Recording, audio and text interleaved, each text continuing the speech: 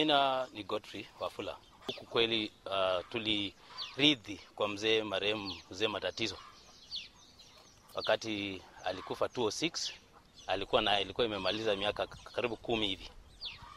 Sasa ikakuja tu yenyewe ikaanza kuishi hapo kwa iboma. Wakati imekaa mpaka saa hii bado iko hivyo. Na imeenda kama saizi ni 27 years. Na kulingana vile iko hata pia mimi niko na mbegu. Kizazi chake kimeendelea. Kwanza kabla haijasonga sana ilikuwa inaenda mpaka huko juu kwa Likuru hapa. Huyo ni mkasa anaitwa Kakai. Village elder hata he knows. Ilikuwa inaenda huko, ukifika jioni unaona yenyewe inakuja pole pole, unajua tu saa 11, saa 12 inaanza kuteremka inarudi.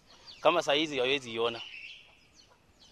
So kulingana vile iko, hata wale vifaranga wenye wanalia nini imefika mahali, hata saa hizi juzi tulikuwa natamani mbegu ama tuitoka sema hapana wacha tuiache. Lakini nikaona kama inaanza kustaafu. Haina ukakamavu wa ujana tena, ama sijui kama ni desturi ya kuku tujui. Sababu ufika mahali hawa ni kama watoto wake, vizazi vyake vyote. Hiyo ni vizazi vyake tu.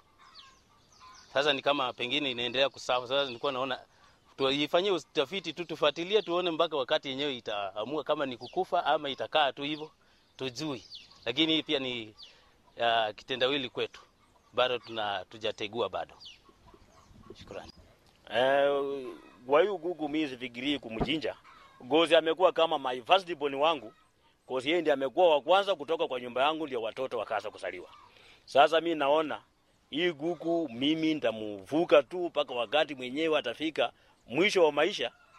Na halafu mimi mwenyewe nione vile imefika mimi mwisho wa maisha nitamfanyia nini.